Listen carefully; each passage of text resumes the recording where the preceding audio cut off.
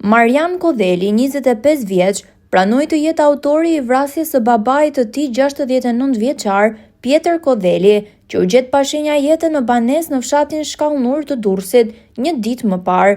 Në dëshminë e dhënë në polici, Eriu tregoi se mes tyre ka pasur sherrre të vazhdueshme.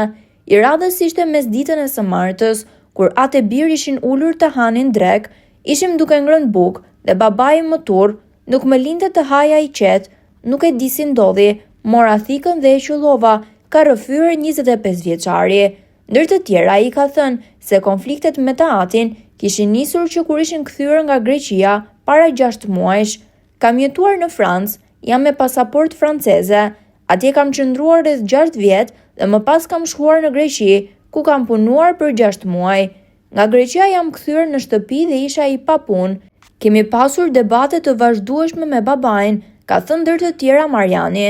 Autori i akuzuar për vrasje, që dyshohet se vuan nga problemet mendore, u arrestua 2 orë pas krimit në lokalin e motrës së tij në zonën e Shkëmbit të Kavajës, në pronësi të motrës së tij.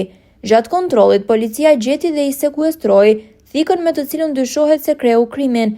Motivet e ngjarjes mbeten ende të paqarta. Fqinjët e familjes me origjinë nga Mirdita thanë se viktimës i kishte ndruar jetë bashkëshortja dhe jetonte me një grua tjetër. Në lagje njiheshin për njerëz të qetë dhe pa konflikte.